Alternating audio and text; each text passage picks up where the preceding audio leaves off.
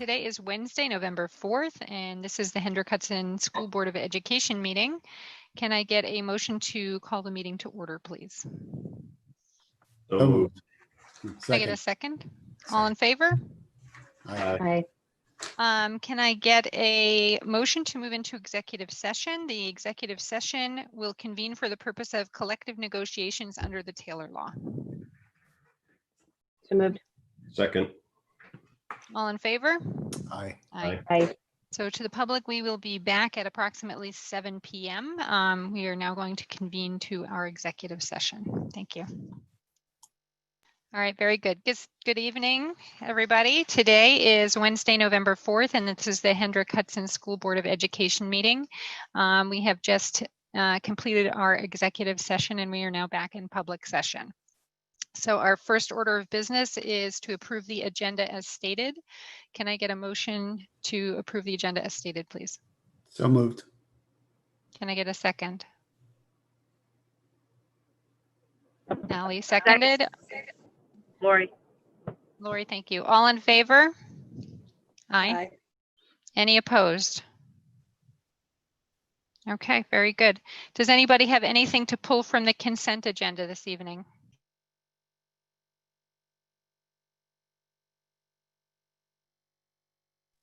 Okay, can I get a motion to approve the consent agenda as stated, please? So moved. Can I get a second? Second. All in favor? Aye.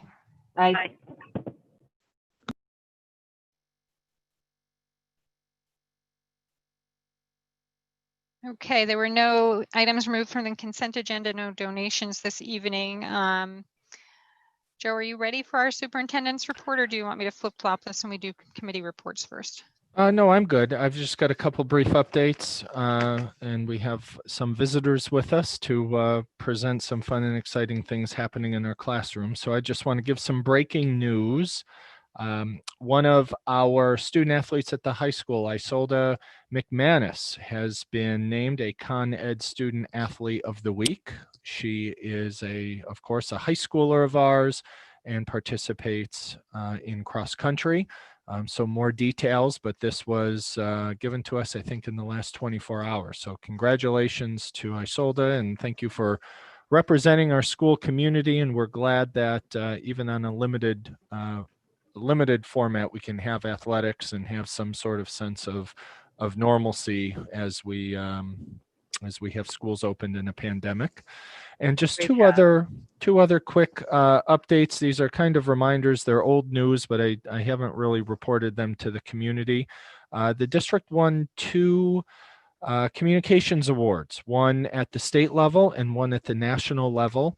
Last year, as we moved into pandemic mode and school shutdown in the spring, Karen Hoffman developed a communication strategy where we spotlighted or highlighted our staff working from home, where various staff members submitted a picture of them doing some fun things or teaching from home, and a short little snippet of how they're dealing with the pandemic and how they're continuing their teacher duties. And we had 22 spotlights between April and June. They were on our website and Facebook.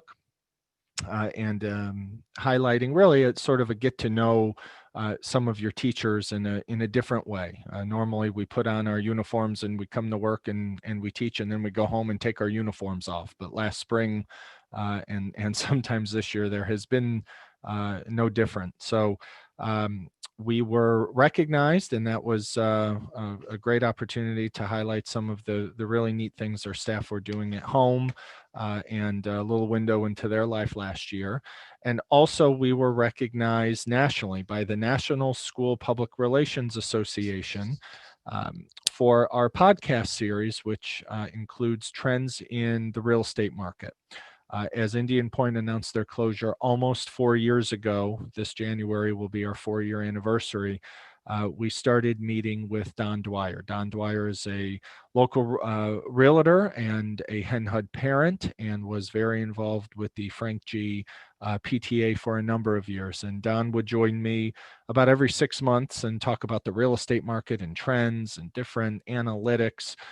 And the goal was to educate our community on the status of the housing market. And he came with a lot of charts and a lot of data, and was able, I think, to calm people down when there was a lot of fear and uncertainty with regards to the impact of Indian Point closing, or taxes and property value, and just all of the potential trickle down and dominoes that could fall.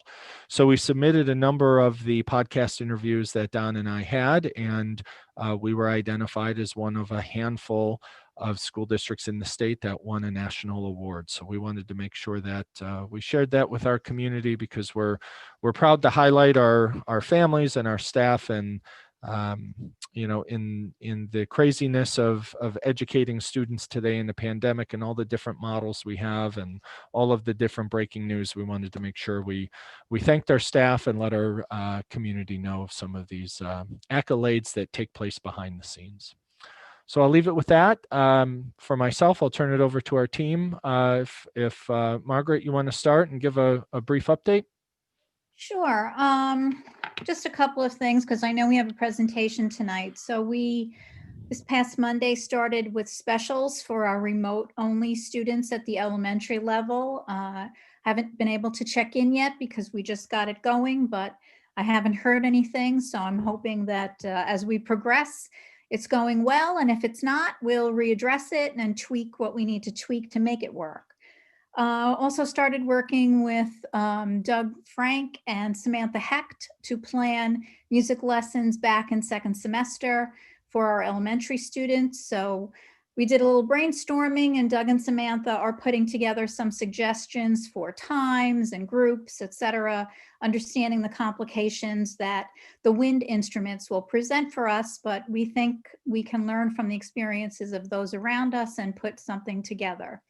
Lastly, our take-home bags for our elementary students, which were purchased thanks to a generous grant from the Education Foundation, are being put together by the wonderful students in the Sailor program at the high school. So thank you very much to the teachers and the teaching assistants in the program, and the students most of all.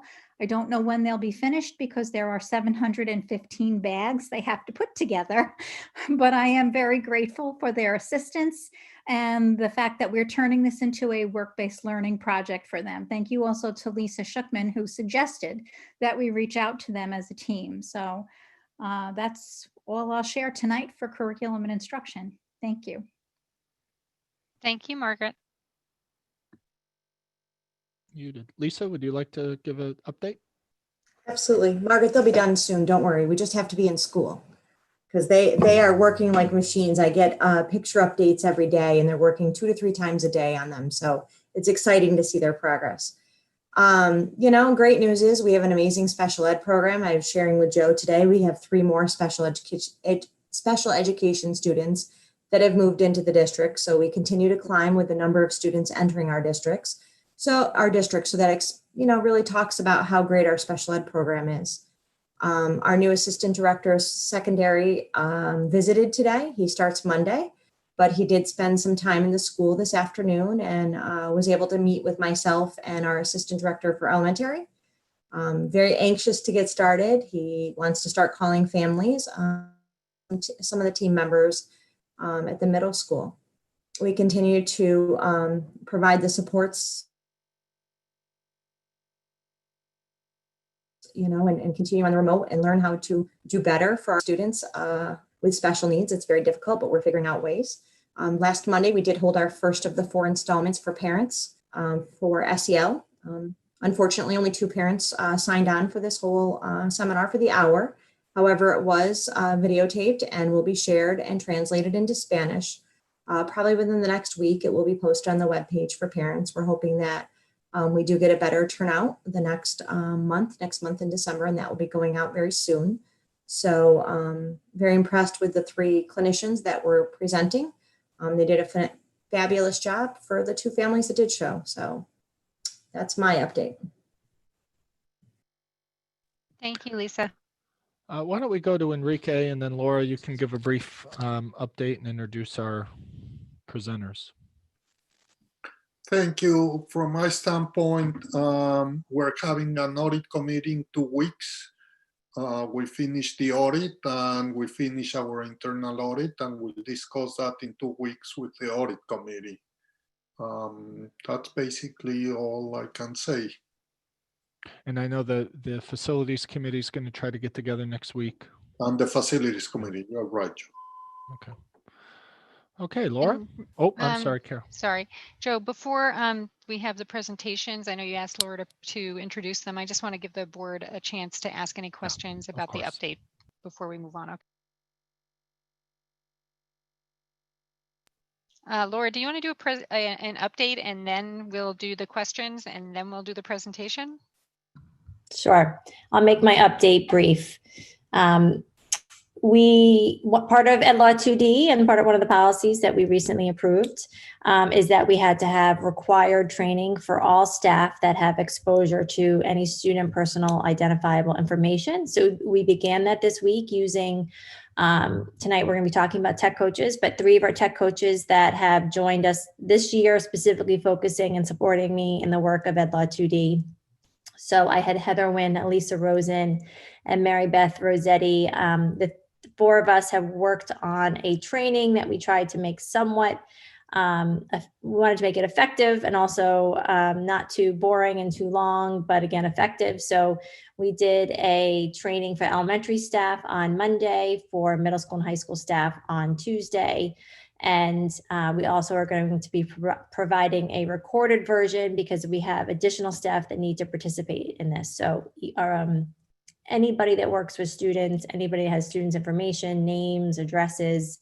So majority of our staff have to go through this training. So, we talked about complex passwords and understanding, just the concept of phishing and understanding some of the privacy laws. So I think that was very valuable and effective, and the recording will also be posted on our internal website for future reference.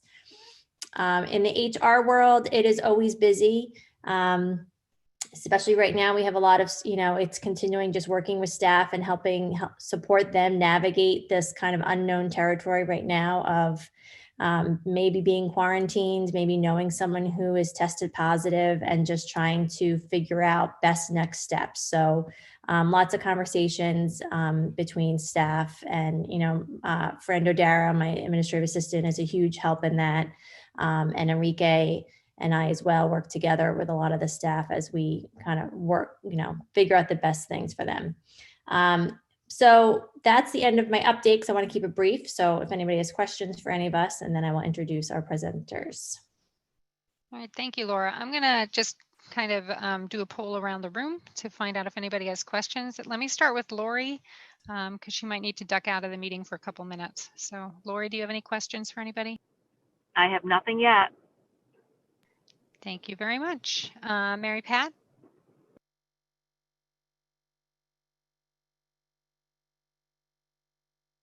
Okay, how about Lisa? I'm good. Thank you. Allie? Nope. Corey? Oh, And Bill? nothing at this time. All right, fantastic. Thank you very much. I think we're ready to move on to our presentations then. All right. Well, as I have spoken often, we rely heavily on our instructional technology coaches. So our instructional technology coaches, just as a review, we have 20 that are in the district this year. So K through 12, mostly teachers. I believe one of them, we have a librarian, psychologist, and they work in a capacity really to support their colleagues, to support the building, support me, whether they're testing things out for us or being the first to kind of pilot technology, and really help their colleagues learn. The big push for them this year has been to really figure out what learning looks like in this new environment this year. They were pivotal in helping us really get through last spring And so I had an opportunity to work with a lot of the tech coaches this summer, which I talked about often, in prepping and planning for this coming school year. So I asked 3 of our teacher tech coaches, and again, these tech coaches, what they do is they work their regular school day, and then they will work before or after school on a lot of planning, prep, and support. So I asked 3 tech coaches. So I have Alexis Albano is our elementary representative today. Christina Ogowetsky is our middle school representative, and Kyle Sina is our high school representative. So they're each going to just briefly touch upon some of the things that they did in helping get us ready for the 2021 school year. So how about we start with Alexis? Can you all hear me okay? Good. Okay. I am going to go over the technology resource site for students and families.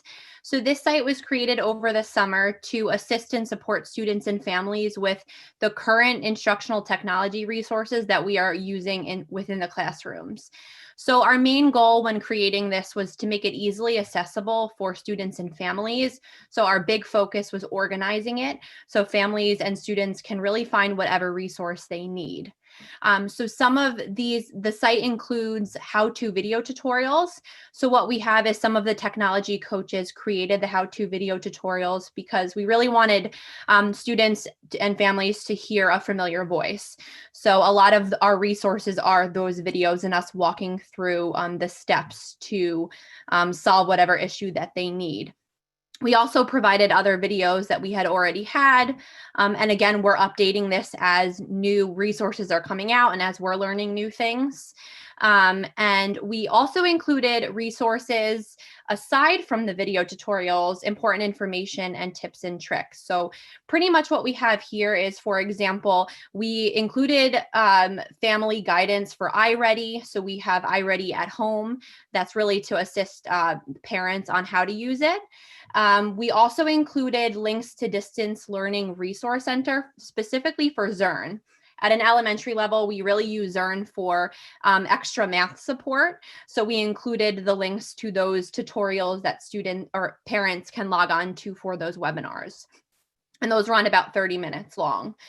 We also added internet access links. So this is really free internet access during the coronavirus pandemic for in case families don't have access to that. So we included that as well. And then we also have on this site tech support resources such as device request forms.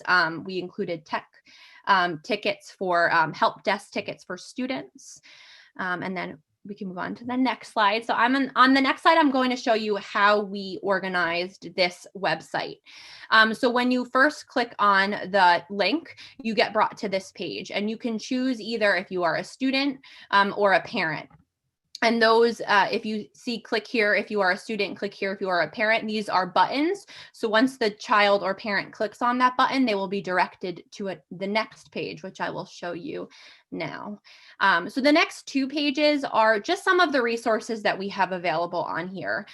We found it was really important to not only add the name of the resource, but also those icons and what they look like. You know, from an elementary standpoint, especially the little guys, they really look for that picture. So for example, if we're looking for Gmail, they're going to look for that envelope. So we felt it was really important and necessary to add those here as well.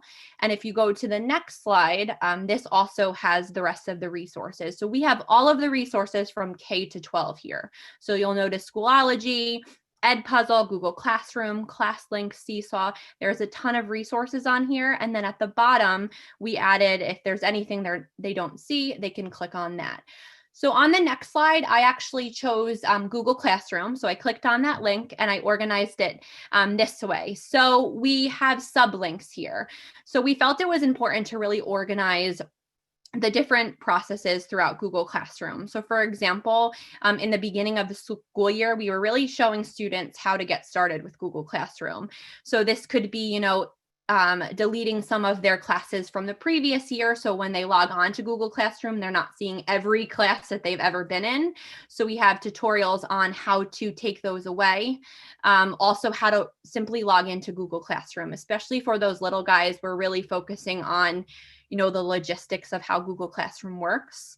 Then we have working on assignments. So what we have here is we're really just showing students, how do we submit an assignment? How do we edit a Google document? And all of these are in question format. So all students need to do is search for what they need. So for example, need to add a picture to your assignment, click here for help. And once that child or family clicks on that link, they will automatically have another web browser opened up, and that will go to the resource video. So it does not close out of the site, it directly goes into that resource. So if you go to the next slide. So the next slide is how our office hours. So in the beginning of the school year, we really tried to organize how the tech coaches provide support. A lot of the support was via Google Classroom or really any of the resources we were using. So office hours are usually offered before or after school. It's really depending on when someone needs assistance or really when we have time available. Some of the building staff have been utilizing office hours to assist with various needs, including assistance to choose appropriate apps. We've been really working with the teachers on, if they need help with Smart Learning Suite and they want to know how to show it and use it with their students. We're really walking them through via Google Meet or even phone or a video conference to walk them through this. Also organizing Google Classroom, which Christina will go over a little bit later. We're really helping teachers organize it so students are seeing the same thing across the board. Cami assistance, etc. So on the next slide shows some of the, we can go to the next, there we go, perfect. All right, some of the software usage that is being used currently at K-5 are Google applications. So this includes Google Forms, Google Classroom, Google Meet, Google Slides. We're using really all of those Google applications. Edpuzzle, Cami, Smart Learning Suite, and there's a list of them there. So some of the way that the tech coaches provide support in these areas are via those office hours, emails, phone calls. If a teacher needs help with something, they will shoot us an email and we will either set up a Google Meet with them, or sometimes it could be simply solved over the phone or via email. So we're really taking each thing that a teacher needs and assisting that way. During the half days in September, the trainings were provided by the tech coaches, so you could really sign up pertaining to the grade levels, and those really helped a lot of teachers as we're really narrowing down how we were using those resources depending on their grade level and their kiddos. Any questions? Oh, this was added, I think. Yeah, this is just office hours. Any questions? Does anybody have any questions? This is great. If we want, we could probably go through Christina and Kyle's, and then you might have some questions after we get through all the other two presentations as well. All right, that sounds great. Thanks. Thanks, Alexis. Hi, good evening, everyone. So Greg, actually, you don't need to share that because I'm going to share my screen in a minute. But I'm just going to speak about two Google Classrooms that we created over the summer. One really to support teachers in organizing their Google Classrooms, and the other one to support students. So really these came about from a lot of discussions over the summer. A group of Blue Mountain teachers, Ms. Bell-Jefferson and myself met pretty frequently and really just reflected on what worked in the spring, what do we need to change, how can we better support our staff and our students come the fall so that things can go as smoothly as possible in the circumstances that we're in. So we really reflected on two main things and created two Google Classrooms from that. And I'll share those Google Classrooms with you in a minute. So the one for teachers was meant really so that all teachers really, the classrooms were streamlined so that when students were in their math Google Classroom and then going to English and art and so on, there was consistency between the Google Classrooms that they were looking at, and it will vary a little bit depending on the teacher and the grade level and the content area. But we pointed out some main things that should be consistent between all the Google Classrooms. And the student Google Classroom was really created with as we reflected on that, we were all students, teachers, everyone was thrown into this in the spring. And we are asking our middle school, or all of our students, really to learn in an environment that has been used mainly in a college level. So we can't really expect that they know what it means to be a successful online learner or a remote learner. So we really spent a lot of time outlining for students what it means to be a successful online learner, some home learning etiquette, Google Meet etiquette, and so on. So I'm going to share these Google Classrooms with you and just walk through a few things. So Greg, it says that the host disabled screen sharing. So if you can't get it to work, you can just share my screenshots then.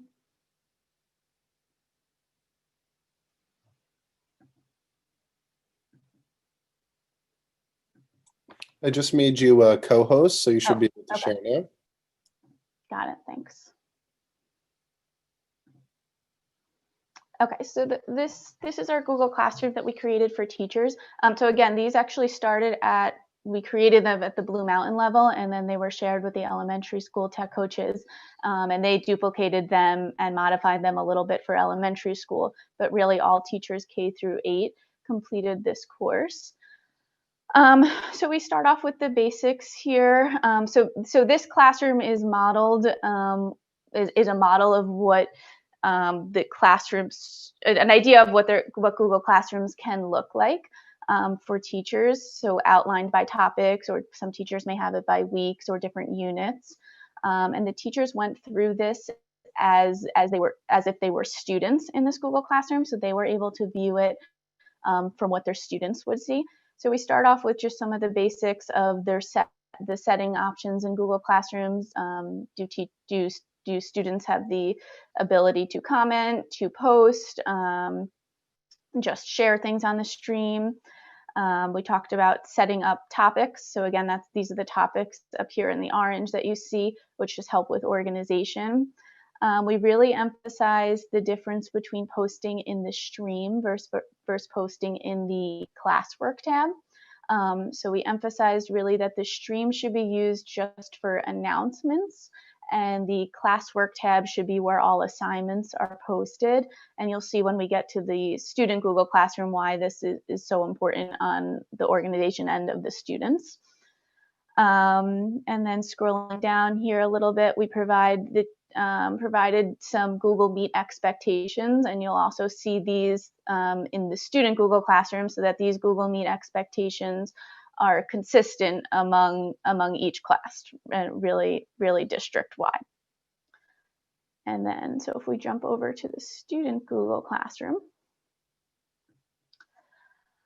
So this, at Blue Mountain, in the middle school level, we had all students complete this course on the first day of school. So before they joined any of their academic mods, they went to a breakout room with an assigned teacher and a small group of students, and that teacher walked them through these assignments and discussed with them the different assignments here. So assignment number 1 starts, so some feedback we got in the spring was that students and parents were getting just way too many emails, and it was overwhelming. So our first assignment really provides the students with the tutorial of how to change their settings. So some students express that they like getting those emails every single time something is posted, and others prefer just to go check Google Classroom.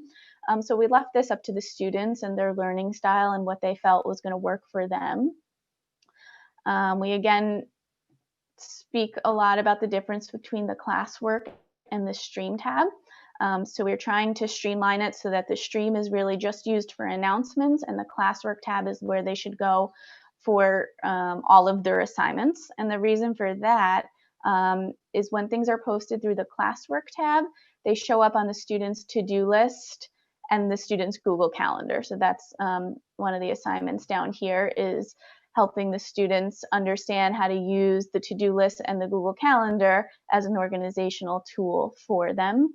And as long as assignments are posted in that classwork tab, they are able to view all those due dates in one spot on their to-do list.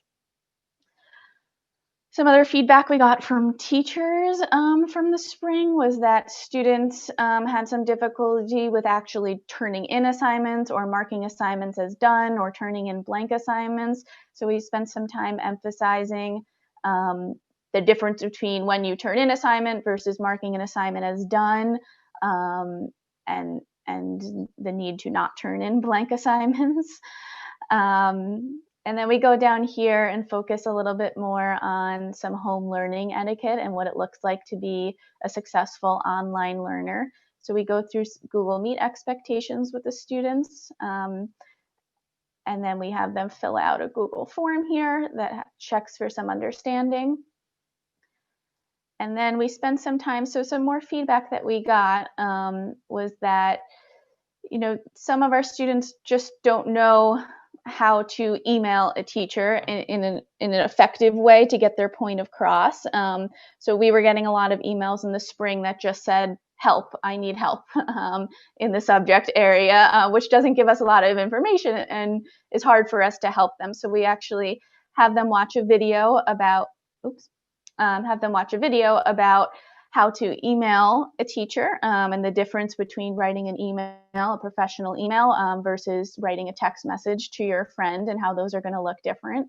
And we had them write a fake email to a teacher, emphasizing that the subject line should be specific to what assignment you're talking about or what it may be that you specifically need help with. And we speak a little bit down here about the importance of having, you know, an appropriate profile image in a professional school setting, because that is, for many, right, a first impression of what your teachers are seeing of you is your profile image, and it may be a different profile image than what would be on your personal Gmail account, but this is a school and a professional account, so that should be an appropriate image. And then, and then here we talk about just kind of like the do's and don'ts of their Chromebooks, how to care for their Chromebooks. And then our last assignment was to have them join their Google Classrooms for each of their classes on their schedule there. So that is pretty much it. Does anyone have any questions? I just wanted to say that the etiquette lesson is excellent. I have 2 members of my family who teach at universities, and they say that the college kids do not know how to email their professors. So it's really nice that you're starting that early. They tend to send the same kind of messages, help, I need help. And it's like, who are you? What class? And like 500 emojis. Exactly. But I didn't have any specific questions. Does anybody have questions? No, but I was going to hit on the same thing you said, Carol. I think this is a big plus. Forget COVID. This is something we should have been teaching anyway, because it was a problem with young people coming out, not knowing how to do a simple, appropriate email. So COVID or not, this is something that should stick with our program ongoing, if we could. It speaks to the concept of creating strong digital citizens.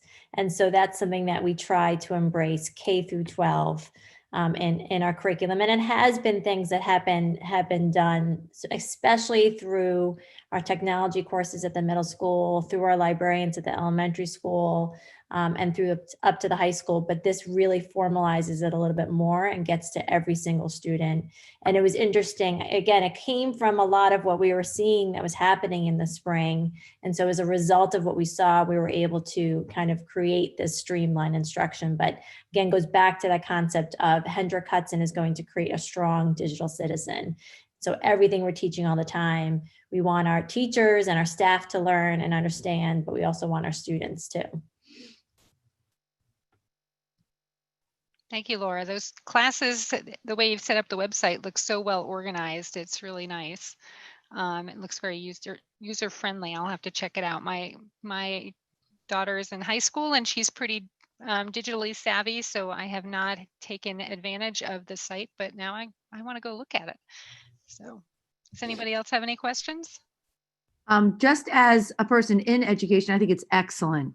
I really do. I've seen other districts of what they're doing, but I think, I brag about us all the time and try to bring some stuff into my building as well. So it was really good. It was, I looked at stuff and it was, you can't see me, but I'm thumbs up. Good job. All right, well, we're not done yet. We have our high school representative, Kyle, here, and he's going to talk to us about some of the challenges and the training that have been, we've rolled out into the high school level this year. So I'll take it away, Kyle. Thanks. Could I get access to share my screen as well?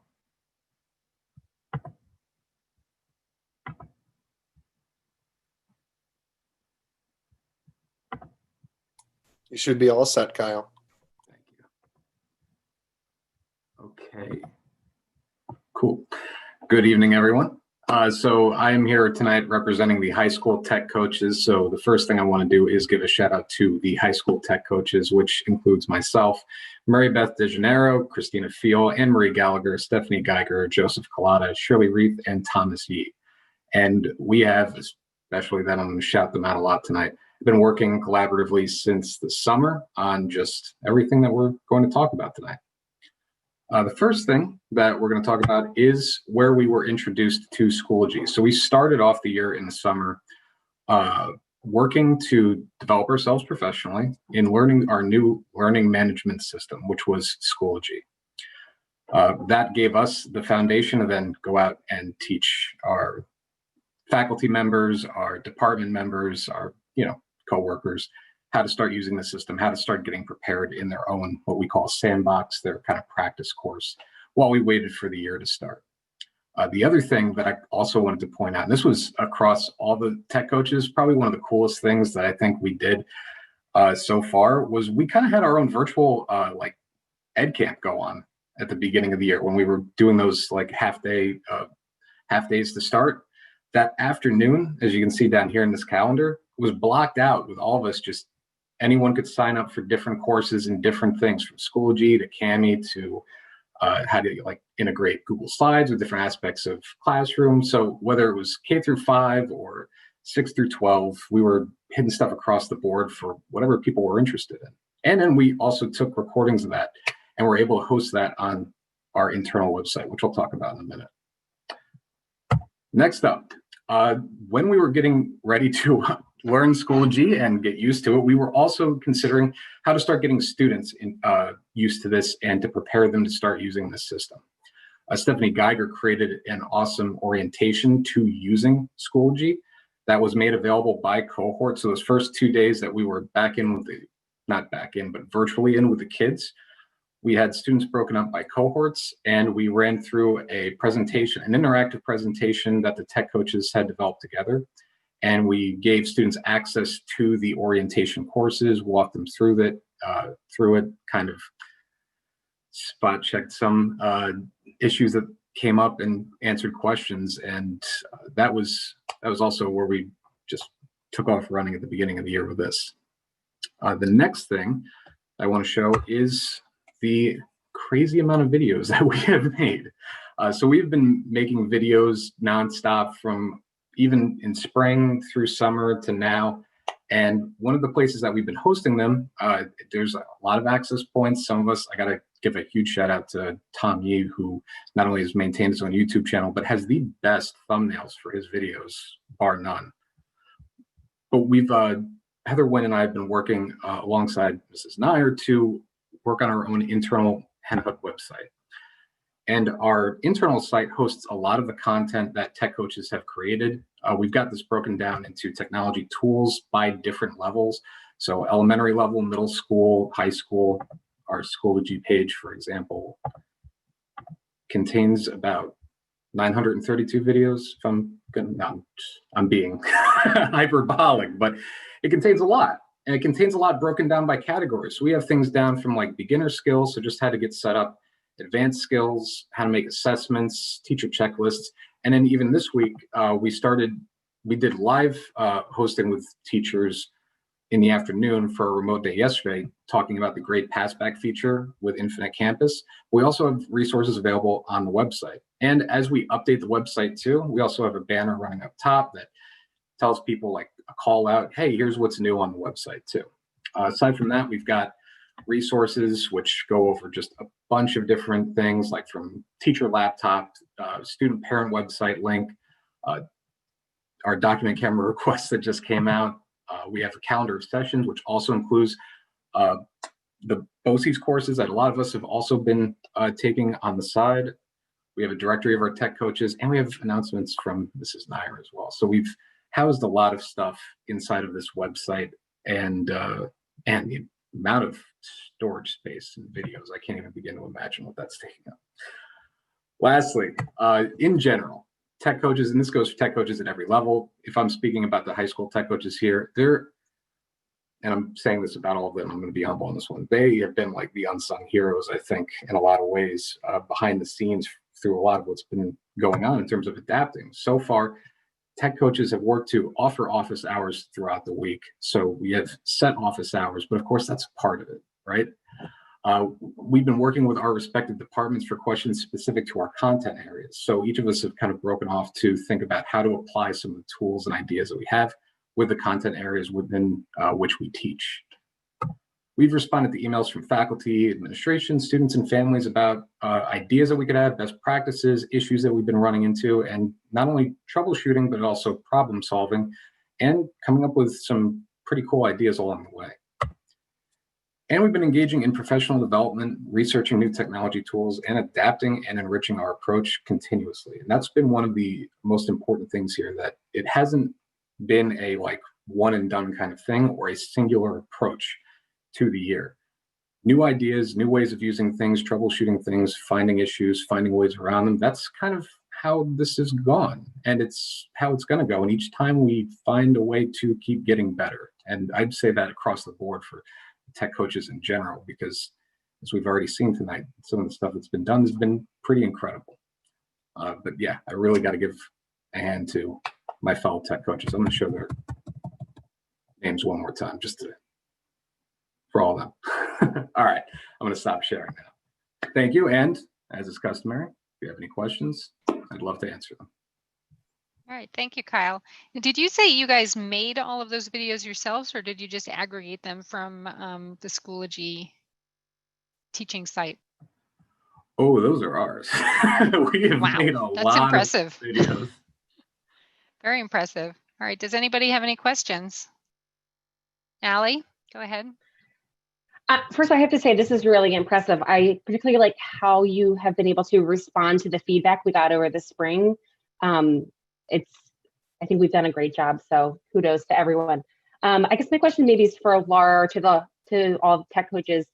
In the beginning of the semester, we had a high number of tickets and the office hours were high. Now that we're closing in on the first quarter, do you feel like we are finding our groove and that parents and staff, like things are settling down now? I can answer for the for students and families and the help desk. It is decreased by at least 50%, if not more. So definitely, as just sometimes it was just hardware, just getting Chromebooks, troubleshooting that with families and students, and we're still doing it. We're still swapping devices out as needed. And trying to identify what might be going on at someone's home, whether it's their internet connection or, just trying to sync up their passwords. But I would say that when it comes to the tech coaches, I'll let them share that. I know the beginning of the year was really crazy. And I really, what Kyle says goes for K through 12. I mean, we could not have pulled this off. And I said this in the spring too, without these amazing tech coaches, because they were overwhelmed themselves because they're all teachers. So they were getting, they had to deal with it in the spring, and then they had to deal with just starting the school year off themselves in a crazy period of time, trying to support all the other staff who were maybe not as secure in their technology skills and really nervous. So the beginning of the year was really busy. I actually asked them to pare down their office hours for a while because I just wanted to give them a break. And I didn't want too much pressure put on them. And even just asking them to volunteer tonight, if they wanted to do it, please join us. But because they have just been doing so much, but I'll turn it over to them to talk about where we're at right now. From at an the, element, oh, sorry. want to go Go first, ahead. Kyle? Yeah, no, go ahead. From an elementary standpoint, the first few weeks were crazy as we were starting to narrow down, what resources we were using. We were really trying to we learned a lot last year with many different resources, and we were really tailoring to our grade level and then our kiddos and, what they needed. So in the beginning of the year, we were really focusing on how to really use these resources, and we were assisting teachers in that. And now as the school year is going on, sometimes it could just be a simple, like, I can't see this on my screen anymore. How do I fix it? So it's calmed down a lot. I think, and this is going to sound strange because I'm just going to switch inflection a little bit. The question has gone from, how am I going to do this to, well, how do I do this? Right? It's this switch from, there's this whole new language and all these things to now, all right, I've got this language. I know what I'm doing. How do I do this specifically? Or can I do this with something else? And that's pretty impressive. And I don't know if the teachers themselves have taken stock of just how far they've come in such a short period of time to understand, like, do you see like the progress that we've all made just in terms of like learning all these new systems and implementing them? So I would say definitely more into the zone of we're finding our groove. And I'm going to agree with Kyle there. He said everything that I agree with. I think some of the initial, I don't know if panic is the right word, craziness of the beginning of the year has died down, of how am I going to do this? But we are still getting a lot of requests for help on, now that teachers are comfortable in this environment, what else can they do? How can they improve? What other platforms are there? And how we can support them in that. Wonderful. Thank you all. And just as an example, a lot more teachers are really trying to take advantage of Go Guardian. So it's something that we've been using. And we saw that there were people asking for help. So I reached out to tech coaches. I said, anyone interested in running a training on Go Guardian? And I had an elementary school teacher and high school teacher volunteer. And just today, this afternoon, we had, I think it was about 24 teachers signed up for an hour-long course that Nupur Palkolis at the elementary school ran virtually. So that was really great to see. And so those kind of things, when we see that there's a high need, we might create a course in addition to some of the office hours that we're already using. Thank you. Bill, did you have a question? Bill, go ahead. Yeah, or do you guys know how many views these training videos get each? And do you have any kind of critique at the end of the videos so that you know which ones are effective and for using it for improving future videos? I'd say depending on where the original file is located or hosted, that would be the best way of determining the viewership. So some of the teachers host through a YouTube channel, some of them share through Google Drive, or I think YouTube is actually one of the most popular. So I haven't actually checked with the teachers respectively to see how many views that they're getting. Most of the time, the feedback that we get is through email or through talking to our coworkers. So if somebody has a question about a specific part of the video, we'll usually follow up on that. The feedback that I would say we've heard so far is that they have been helpful, especially because teachers can go back to it multiple times, as opposed to a training which sometimes can go fast for some people, a little slow for others. So that's what I know I've heard on my end. Okay, thank you. And the Google Classroom for the students, all those tutorials, so every single Blue Mountain student went through every single one of those tutorials on the first day of school, and were able to provide feedback to the teachers of the breakout rooms that they were in. And then we're just gathering informally from teachers, some feedback as to, have we seen an improvement in how they're writing emails, or are they keeping their cameras on in Google Meets? And it's not perfect, but it's better than the spring for sure.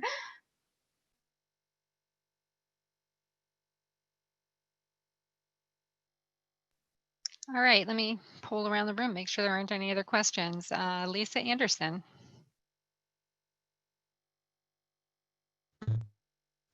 Sorry, having trouble unmuting. I just wanted to say it's so impressive how you guys have been able to respond to the needs of the students and then design, and the teachers, and be able to design these new programs to meet those needs. And just thank you. I think it's really impressive.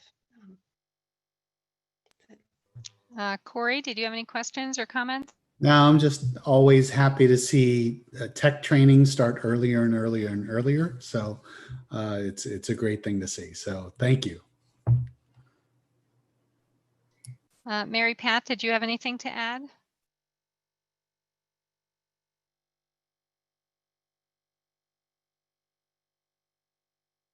Okay, Lori, how about you? You have anything, any questions, anything to add? No, I'm very happy to hear all the progress. Great job. All right, thank you very much. Thank you everybody for presenting. It's really impressive. Any last minute thoughts or comments before we move on? I'm just going to echo again. I just, you know, I've been very, very proud of all of our teachers at Hendrick Hudson last spring and this school year. And a lot of it goes to the incredible team of tech coaches that have all, I was afraid no one was going to step up to want to do it this school year after the spring. And the fact that we have these 3 amazing tech coaches and 17 more that are working and supporting their colleagues just, you know, is a testament to, I think, their character and their dedication to each other and the school district and our kids. So just, you know, this is just 3, but I just want to, you know, thank publicly again, all of our tech coaches for their phenomenal work and their continued work as we continue through the school year. Thank you. I'm going to take a pause for 1 minute. I got a text from Mary Pat that she was having trouble unmuting. So I want to see if we can solve that problem for her in case she had a question. Greg, while you try to do that, I'll just have one last comment. This project of having tech coaches started a number of years ago, and it was a brave small group of teachers, only 1, maybe 2 per school, that volunteered and helped us build this model. And we're very, very thankful that we have a group of forward-thinking people who are trying and testing and piloting so many different things and bringing them back and vetting them and their efficacy with each other and Laura, and making sure that they fit our model. Because without that level of research and development, we certainly wouldn't be where we are. So thank you to the folks who are presenting. Thank you to our current group of tech coaches and those that started this trailblazing effort a number of years ago. It's really exciting to watch.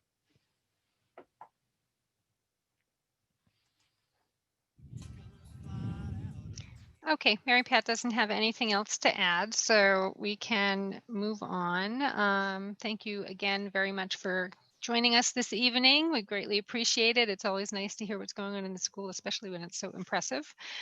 So have a good rest of the evening. If you'd like to stay with us for the meeting, that's great, but I'm sure you have plenty of other things that you need to be doing.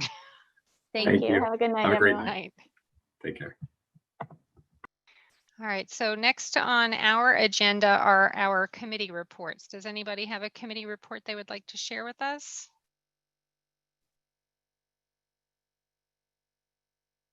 I have some things. Okay. I went to the NISPA convention, which I know Carol went to as well. It was really, really interesting. There was just some great workshops. I went to district goal setting, the future of work, and so kind of trying to help our school district know what direction work is going to be going into in the future and being prepared for that. I did a remote learning best practices, which ties on really well with this tech coach thing that we've been having tonight. School data and privacy, my brother's keeper. There's just, I had a whole bunch of them, but they were really great. And then the one thing I also wanted to report on was the business meeting that I went to on Saturday, where I was the voting delegate for our school district. And the 19 resolutions that we discussed that were NISPA approved or NISPA recommended, we did manage to pass all of those 19. And then the ones that were not recommended by NISPA, none of those passed. But that was okay. And it was interesting to learn about all of that and how that works. And I enjoyed the convention quite a bit. The other thing I did was just on Monday night, there was a West Putt advocacy meeting that I went to, and we were kind of narrowing our focus of what we're going to be advocating for this year. We've narrowed it down to things that involve costly mandates that our districts are being asked to pay the bills on, and then COVID obstacles and special act school districts, ways of helping them out, COVID costs, cutting those or getting reimbursed for them, I guess we should say, and public education funding. So those are going to be the 5 main focuses that we're going to be working on and putting our efforts toward with advocating on. That was it. Thank you. Yeah, as Lisa said, the NYSBA convention was very informative, and I personally liked the remote format this year, partly because all of the talks were videotaped.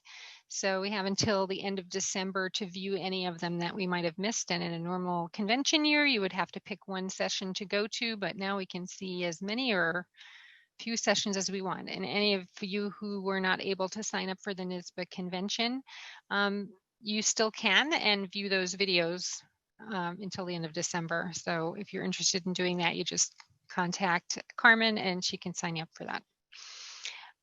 Any other committee reports?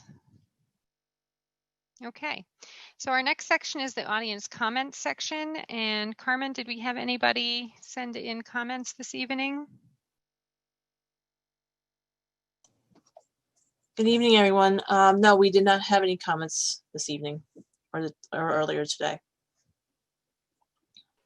Okay, thank you. I am going to forego reading the guideline statement again this week. If you're interested in the guidelines for submitting comments to the meeting, they are public on board docs, so you can read them there. And as you see, there are several suggestions for how to participate in the meeting. We do encourage participation in the meeting. We do encourage comments. Just a reminder, it's not a question answer back and forth session, but comments are certainly welcome on any of our agenda items or non-agenda items if you so wish. Thank you.